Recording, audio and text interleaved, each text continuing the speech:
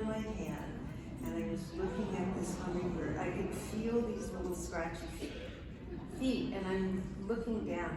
One of the things that I learned when I was drawing that became very useful in identifying birds was to call out what I was seeing. So I would see these reticulated feathers going from larger to smaller over the back of the head, and I'm calling this out, the color, and oh my God, it's got these black beady eyes and they're looking at me.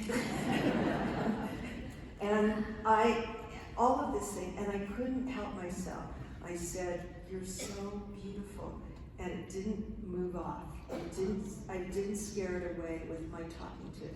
And this was an early thing that I realized in talking to birds, that if you use the tone of your voice that is non-threatening, the birds will stay. Really? It's, you're always don't talk, or if you say, "Look, there's a bird," it's going to take off. But if you're just talking to the bird in a very sotto voce voice, they will stay. We found this in our house too. We have hummingbird feeders on the front porch.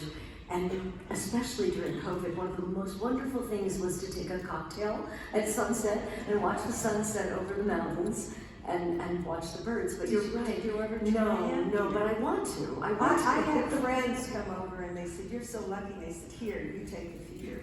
And then they would come to their hand as well. You mentioned the male hummingbirds, and you talk in your book about the respect you have for the female hummingbirds. Tell me why. Yeah. Well, in most photographs you'll see in books or on the internet or in art, you will see the male bird, and that's because the males tend to be much more colorful, much more elaborate, and the females are more drab, as they say. So they get all the attention, their beauty. And yet it is the female who does all the work. She builds the nest. Yeah, you identify it, right? She does all the work. She builds the nest, she tends to the eggs, she feeds the nestlings, she has to go out and feed them, she has to teach them when they're fledglings how to hunt.